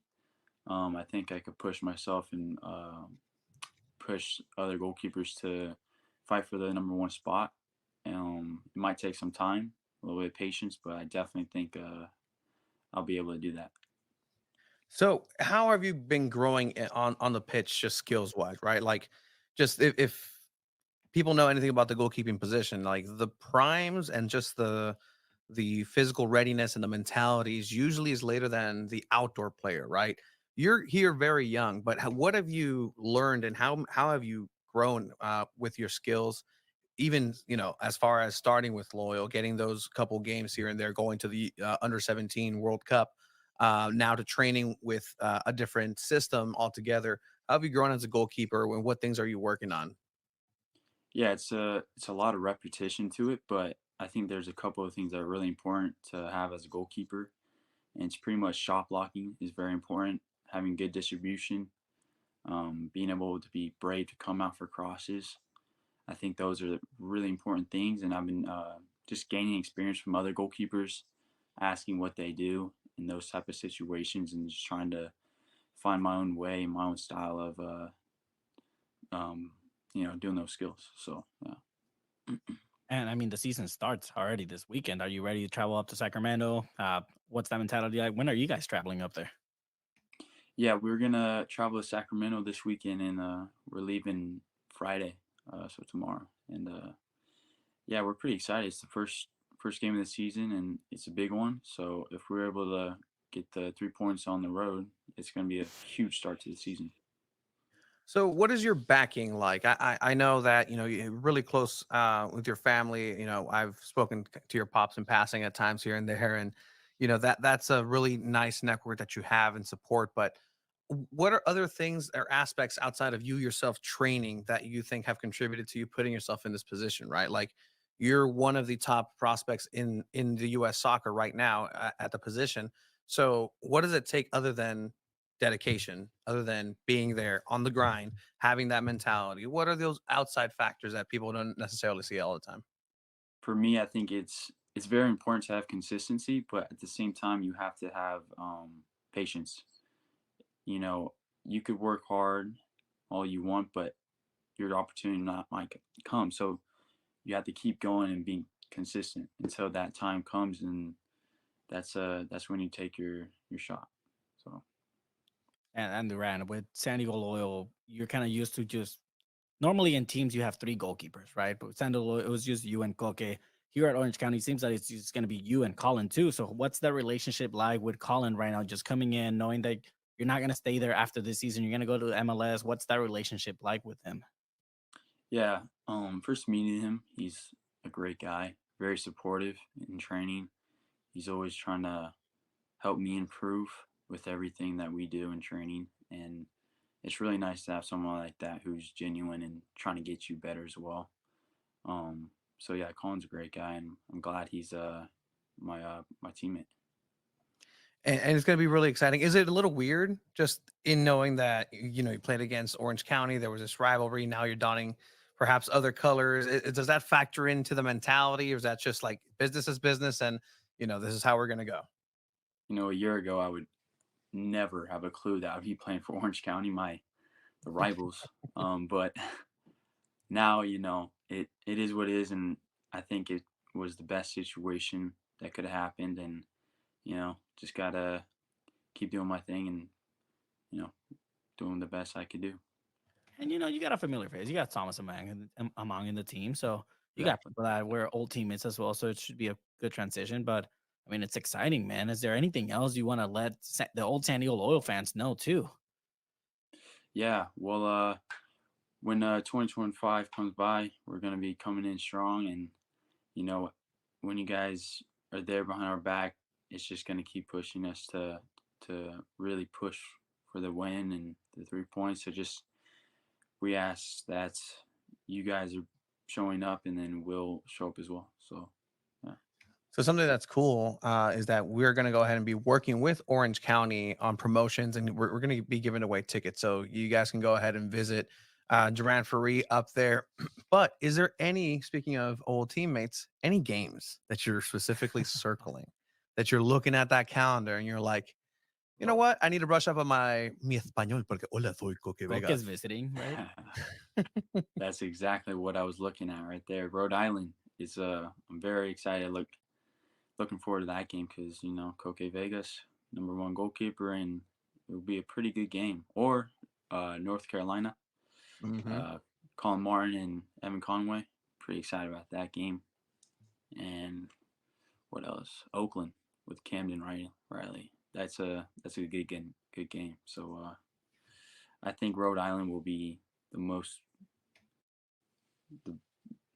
be the team I'll be looking forward to playing the most. So. I mean, when you go to El Paso, you better not let Tumi Moshaban score on you, man. If you get the start in that one, so it's gonna be a fun season for you guys, seeing old friends as well, playing against them. Don't let them score. Don't let them Like score. Duran knows. There's the group Hey, chat. I imagine there's a group chat going. I know where they go. I got that. I got it. No, 100%. So yeah, we're going to be giving away tickets. We're going to go ahead and be supporting you here from afar, and I'd love to, just kind of catch up throughout the season. We'll make the proper communications because guess what? Right now, yes, absolutely, you are a San Diego FC player. You are the first San Diego FC player, but you're also playing for Orange County, and that's where your responsibilities will lie. So we'll keep an eye on you, Duran. So thank you for your time, man, and stick around. We'll have an extra offline question, but thank you for your time, and let's go. Like we're supporting you here in San Diego. This is what San Diego football is all about. So get at it, man. Awesome. Thank you guys very much. It was great having to talk to you guys. So.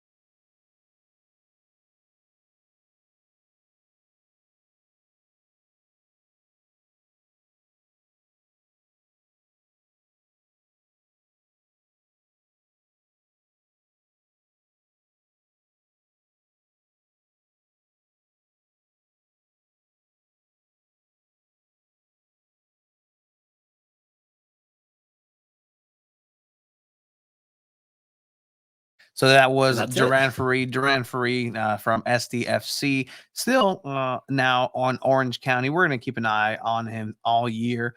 We have a great relationship thanks to the USL Championship because, obviously thanks to San Diego Loyal, thanks to everything that had happened there, we were able to foster some relationships with the great folks at Orange County.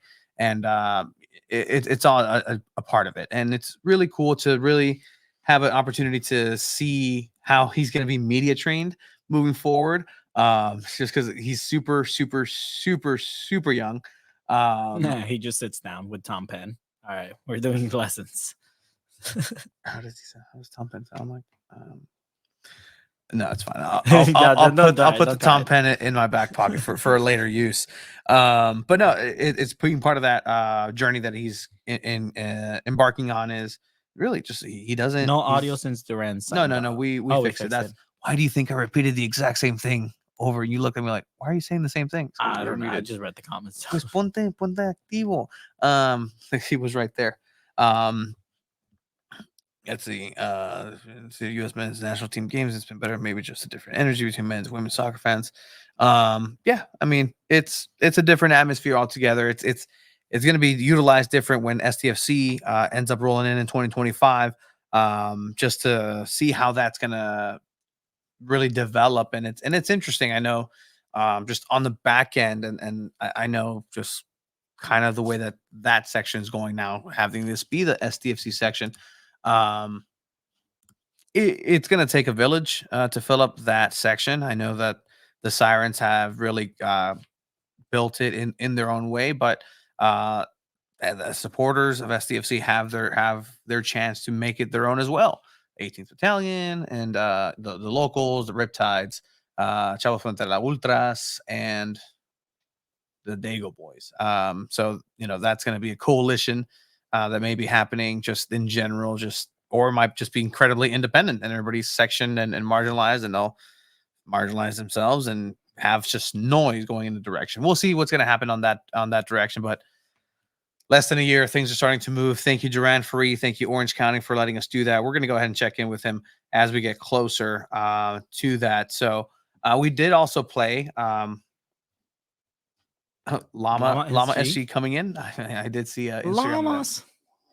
Llamas.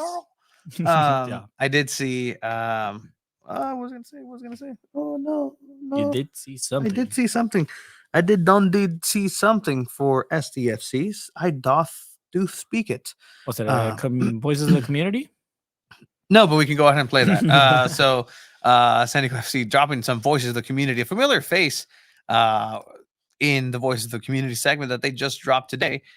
Speaking of USL Championship. I started playing soccer around the age of 4, pretty much because I wanted to be like my big brother.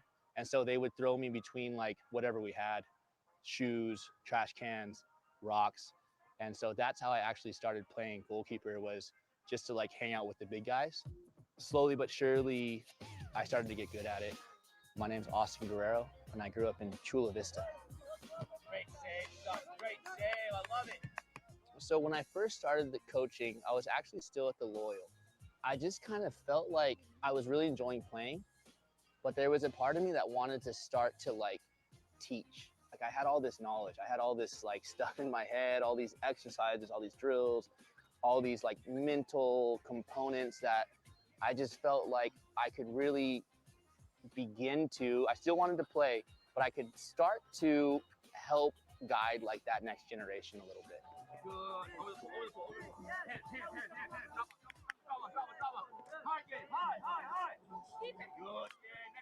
I think initially my dream would have been to play for SDFC. And so now my dream is to just kind of see this team and this club be successful and serve as that inspiration for the next generation.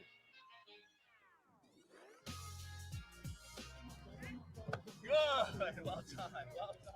There's a team now here playing at the highest level in the US. There's a team now here that's gonna have a sold out stadium and you can go watch. The inspiration that's gonna serve for the young soccer community is it's outrageous. You know, like the inspiration that would have gave me as a 10-year-old kid to go to this stadium behind me and see some amazing goalkeeper on this beautiful pitch in a sold out stadium. And that's going to translate into a whole newfound motivation for the entire community of soccer players in San Diego. That's our boy, our pal, Austin Guerrero. Shout out to Austin Guerrero, former San Diego Loyal keeper, community legend. He has a really cute puppy. Follow his such. I know Esteban also gets out there and is involved. Austin is it's such a good movement. Austin has built a goalkeeper union. Love helping him out in his clinics, camps, and private sessions. No, it's really cool just kind of seeing that next step and evolution of what's here. Because obviously, like there wasn't anything, as he mentioned. Yeah. It's that next level of it. I mean, Sal Zizzo has a similar just kind of take. I wonder if now that it's open into for Austin Guerrero, I wonder if they'll ask Sal Zizzo to do one of these voices pieces. That'd be interesting. I wonder if they'll ask you. No, you're a voice of the community. No. Come on, Tony. What am I gonna say? You're a voice of the community, Tony Sanchez. What am I gonna say? I don't know. You're the voice of the San Diego soccer community. Is this because you put this background on me? Hey. I didn't do Tranquilo, that. Vato. I didn't do that. It is fine. Okay, sure. Hey, man. No, could you please remove that? I don't know how to take that off. No, ahí te va. Not tell you. Why did the chicken cross the road? Why? Para tu madre. Oh, it's blurred. Yeah, you can still see the mess. But no, so this madre. This madre. No, so that's SDFC. They're kind of, really getting in a stride of getting out in the community and talking to different aspects of the community. Speaking of the community, with SDFC, they did reveal the new Chrome Ball Tour look. This is going to be artwork here by Brian Snyder to represent Carlsbad. Carlsbad is the next stop of the Chrome Ball Tour. This courtesy here of SDFC. It's going to be Sunday, March 24th. Sunday. At Pine Avenue Park. This event it'll have festival activations with live music performances by The Happy Return and a couple of other performers. DJ Beto, who it was funny. Did I tell you that did I talk about it on here that I ran into DJ Beto in Coronado on his bike? I think so. Oh, yeah, I think so. I think so. He stopped me. It was funny because like a couple days after, Esteban and Brandon were doing a video, and I don't know if it was set up, but it was in the same area. Coach DJ Beto at night was just biking through it. So that was really cool. I guess just being Coronado, you'll run into that in Brandon's TikTok. Yeah, you'll puro TikTok, puro TikTokero, homie. Yeah, so it's free admission, Park Festival. It's gonna be noon to 6 p.m. Chrome Ball will be in effect. Hopefully, it didn't get too drenched. For this soccer side, it's going to be 7v7s for open registration teams, women 7v7s. It's going to be youth girls 2012, 2013, youth boys 2012, 2013. merch and prizes, cash and merch prizes for these tournaments. Pagan bien los compas. You can click sign up. You click sign up. You can go and get transferred over to a place where you can go ahead and get that done for yourself. So Chrome Ball Tour for SDFC. Was there something else for SDFC? Was there something else? Piéntala. Is there anything else? I don't think so. We had Duran watch. We had that. Look, I need to keep an eye on this little thing here. Being called a sellout in the private chat, just because I love my city. That's why you're a voice of the community. What would I say? I don't know. Hola, ¿qué tal? You know how I know you're a voice of the community? Because you've been on the Emo Brown podcast. Big shout out to Emo Brown. Shout out Emo Brown. Shout out El Buen Garcia, Steve Garcia, who has another opportunity to play in the San Diego Soccer's halftime match. So it's going to get rescheduled for April 8th, Monday, April 8th. So live episode from the arena. Maybe we'll do that. Oh, wow. I was kidding. Cool. No, you have to work. How's that? I do have to work. You know what? Triple shift. It's fine. Abraham can't be there that day. He let me know, unfortunately. So just didn't want to play across from me. No te quiere meter gol, güey. Doesn't want to have a chance. Yeah, no, we can do this. Yeah, I can just throw you on there. Yeah, whenever I want. To be ready, be prepared.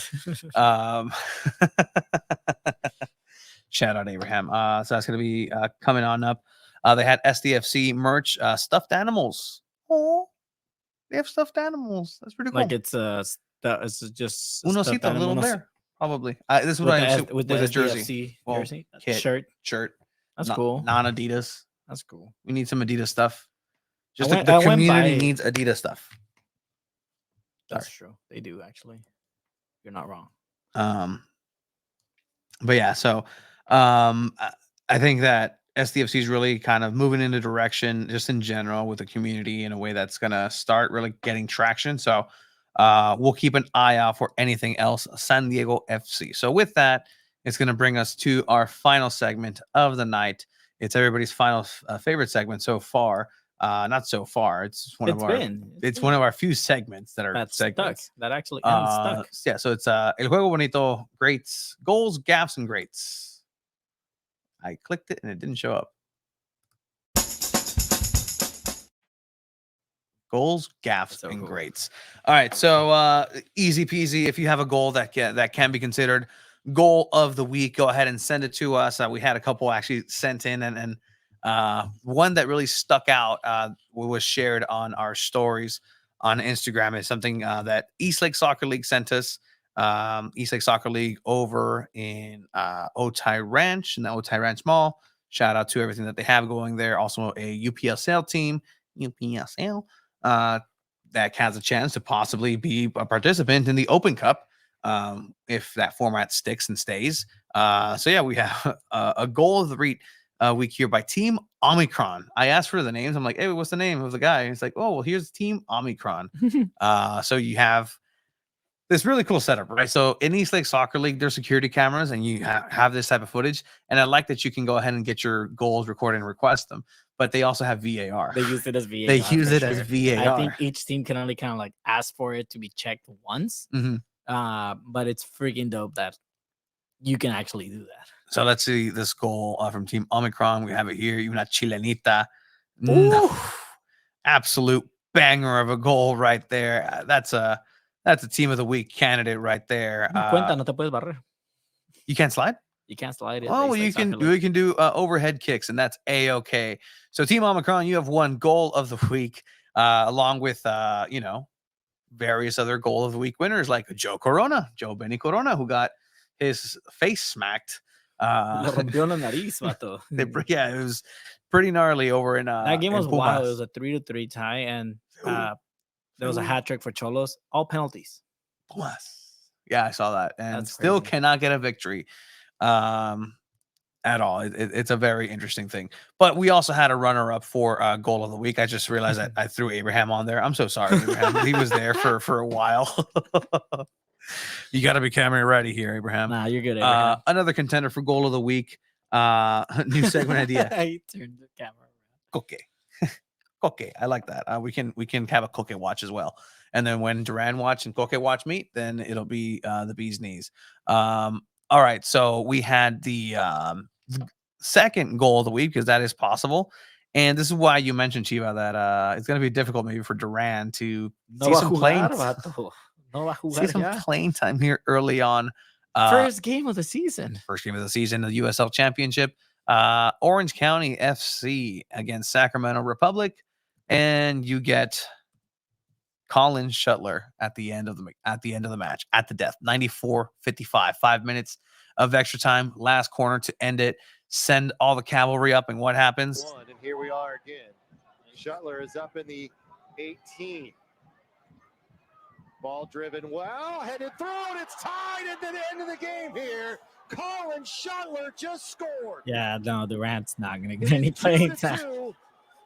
He's saying that I'm not Duran. Don't worry, I believe in you. No, I think so. I think so. I mean, we didn't see the goals he got conceded. Maybe they were at the his end fault. of the game. In Orange County levels at Well, 2-2. OC is participating in the Open Cup, so Duran will definitely get minutes there. What? That was Not cool. something you think you typically see on the opening game of the season. Or ever, But sir. Colin Shuttler. Colin Shuttler getting a shout there for goal of the week. All right. Gaff of the week. I put Snapdragon Stadium. Snap. I know it doesn't rain in San Diego like that all the time, but you have to have a game plan ready. The weather says, hey, it's going to rain a crap ton today. Be ready for this. Like, I don't know. I don't know what they could have done. I'm not here to provide solutions for them. I'm just here to critique. I like how you laugh at that. Yeah, because it's dumb that I can do that. But yeah, no, like this was just bad. On a semifinal, first time this tournament takes place, it did make cool pictures. It was fun to watch. Mm-hmm. I'm sure it would have been fun to play in. Frustrated, but fun to play in. But to me, that's the gaff of the week. I don't think there's any other gaff that could top this one. Yeah, no. What happened at Snapdragon is definitely something that's going to be studied for years forward, hopefully. And look, whose fault is it? Like, is there anybody at fault? And I think I jokingly put like, no, it's Mother Nature's fault. It really is. Like, San Diego's not supposed to get this. And welcome to climate change 2024. Like, that's just going to keep happening more it's often gonna snow than here not. next year. Yeah, bring out the orange ball, bring out the orange MLS ball here in San Diego. But either way, like it's just it's a disappointing thing because there's so many prospects of what's happening, and there's so many events at Snapdragon. That grass is going to get beat up, and that's what happens, right? There's already so many events happening. What I know, and this is kind of just from our sources, we got sources from both teams, both from SDFC and from Wave, who were equally disgusted and disappointed with what was seen on that semifinal. That, let's just say that they weren't happy. They weren't happy because they're going to have to put their players out there. They're going to have to put their teams out there. And again, granted, it's not going to rain, 360 days out of the year. It's going to get bad here and there. Is it happenstance that it just happened to have a soccer game there? Sure. If it was a Guns N' Roses concert, would it have mattered? Probably not. November rain would have been dope when they played that and it starts raining. Great. But either way, it's just unfortunate that it was a situation. People were complaining about the shading and, this would be better if there was some sort of cover canopy. Again, let me tell you, it was raining sideways. Like, just it was really sad. They're sending me to Yes, it was. Vietnam. But yeah, no, I don't think there's anything. I mean, you're gonna have those few times, but I mean, when it does, it's gonna be laughable and it's gonna be brought up for sure. So really quick, I will touch on this. I do believe it was Escondido. I'll get it right here. Sent me sent us, not me. Sent us a DM. It was Escondido Futsal, who's showcasing a local talent. And I know it's ¿cómo se llama? Is it Adriel Duarte. who plays for Mexico. Escondido's own. Escondido's own. He's been in the development for the U.S. Olympic program. I don't know how much pull, and I'm really thankful for this. And I'm definitely I will throw it up there 100%. But I don't know how much pull in these decisions I may have, because you're not the only one. There's been several emails in our inbox and DMs, and they're like, "Hey, check this kid out. Should we just be scouts Hey, now? Let's go ahead and do this. Hey, there's this." And it's like, I am honored, but I don't think I have that pull. We're definitely gonna do what we can. Sure, local kid, juega para Mexico. Why not? Like, I know Terrible SDFC Memes has a series going on where it's like potential SDFC player signings. They've kind of gone through everybody from Paul Arriola now to Huming Sun, who said, "Go Padres," the other day, because Ha-Seong Kim is going to go back to his country and bring the Padres over and play the Dodgers at 3 a.m. To open up the season. But no, it's he scored against Puebla last week. There's highlights available, and I really get a sense that he's a really good player. So that'll be something that we'll work on as we get closer, when signings actually start happening. One of the goals right there. Let's see.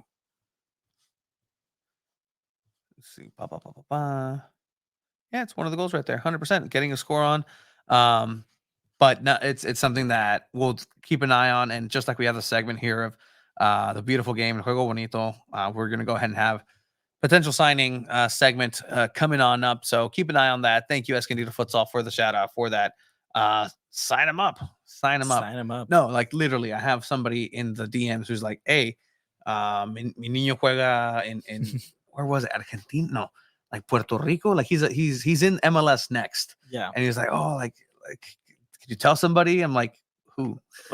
I'll try, but they're so insular with who they already have, and I'm pretty sure people. No, 100%. No te hagas, but I'm pretty sure that if he is this good and stats are really good, Adriel is probably already getting scouted. So let's not worry about that. Next, si no llega, va a ser tu culpa. Va a ser mi culpa. But you know what? Adriel is going to be the 17th signing for SDFC because again, we've already revealed who the second one is potentially. So check that out on San Diego.Futbol, the first article with Duran free, a little nugget in the bottom. If you're curious as who's SDFC's second signing, go check out that article with Duran free, the first one.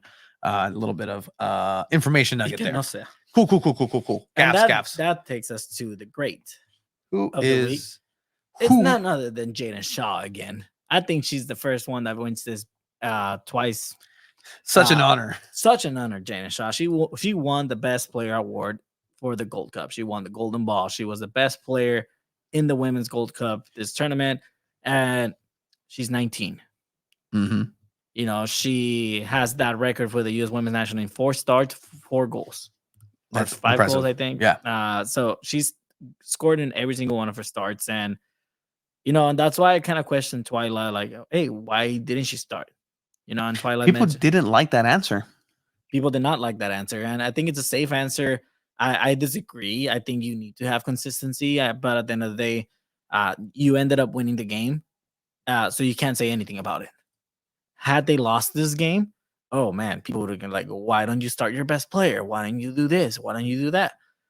To have the best player of the tournament only play 20-something minutes? 23 minutes, yeah. That's crazy. Yeah. That's crazy. Whether you wanted to play more wide and you knew Brazil was gonna be attacking you and you had to survive the high pressure and you wanted to see where the ball went. Like, no. Jaden Shaw has a gift, and that gift is knowing where to be no matter who's playing and scoring a goal. So to me, that was crazy. And but yeah, so that's why I have her as a great. I don't think anyone can also argue against that, and I'm pretty sure you agree. Yeah, definitely. Jaden Shaw is really a revelation, and it's really interesting how San Diego Wave even acquired her just on a very minimal technicality, a diamond in the rough situation where they were privy to some information and they took advantage of it and pretty much got her for free. And then now she's pretty much the greatest thing. And I mentioned this, I think I mentioned this on the Soccer's broadcast the other day and I messed up. I'm like, that's the greatest thing since sliced butter. not sliced bread, sliced butter. Which somebody had to be the first one. Somebody had to be the first one. Yeah. What are you gonna grab the whole butter stick and lather just it on your like bread? like No, soap. you have Yeah. to cut the butter. Yeah, that somebody makes did that sense. first, right? Yeah, but if I'm agreeing with you that makes sense, you should know there's something wrong with that. So absolutely. So that's Jaden Shaw. She is the great of the week. If you have any nominees for great gaffes not or just goals, yeah, not just goals. Let us know your let us gaffes, the know. greats. 100%. And we're going to go ahead and feature that here on the segment of the beautiful game, El Juego Bonito. And with that, I think it's time. Llegó la hora de la pijama. Duerme conmigo hasta mañana. One last canción? Huh? ¿De dónde era esa canción? That song was what was playing at 8 p.m. in Televisa Channel 12 with Serafin, which was a novela about an animated angel, which implies it's an animated dead kid. Now that I think about it, who would go and literally fight Lucifer. The bad guy was called Lucifer. No tenías cable, se me olvidó. No cable here at all whatsoever. Pobrecito. And so that was a song that they would play. Llegó la hora de la pijama. Speaking of Mexican traditions and whatnot. I'm sorry. Yeah, no, I'm so sorry. 100%. I didn't even bother you. I didn't even send you anything because I knew you were hurting. Yeah, it was a very interesting week. The world found out that people care about this more than people thought. Akira Toriyama, the creator of Dragon Ball and Dr. Slump and a lot of great animes, it passed away, and there were still stories to be told. It's really, really interesting just kind of how everybody reacted to it. And like you started seeing this in mainstream media. And here's just a couple of examples of how this little anime, this little manga, this little just project, this one individual influenced so many people across the world. And we were showing you before we started launching just reactions in Mexico. 30 minutes of our prep time was just watching Dragon Ball Z clips. Yeah. Dragon Ball clips. Against your will. And, it's part of it. Where it's something that really unites and just like soccer, right? It really connects everybody. There's not a language barrier there because it's translated in every single language, almost like soccer as well. But no, just kind of wanted to give a little respect there for Akira Toriyama, creator of Dragon Ball. Dragon I Ball. mean, dude, like I didn't grow up watching it. My mom didn't let me. Me decía que era del diablo, saying that was the devil. So I couldn't watch it. So, but I respect what has been built for 40 years and how passionate people are about it. A great show does not last. A show that's not great or amazing lasts 40 years. Yeah, 100%.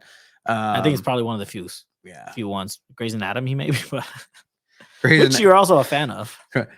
Speaking of Grey's Anatomy, season 20 is dropping this Thursday, so I'm going to re-sign up for Hulu. 20. Season 20, hell yeah, bro. Meredith is about to leave. The only two cast members that are original is Dr. Bailey and el otro.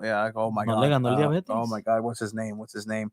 Oh my god. El otro. Dr. Weber. Wow, los más viejitos. Yeah, so those are two of the only original cast. Arizona Robbins is coming back this season. Oh, that's sick. And so hopefully she has a better prosthetic leg this time.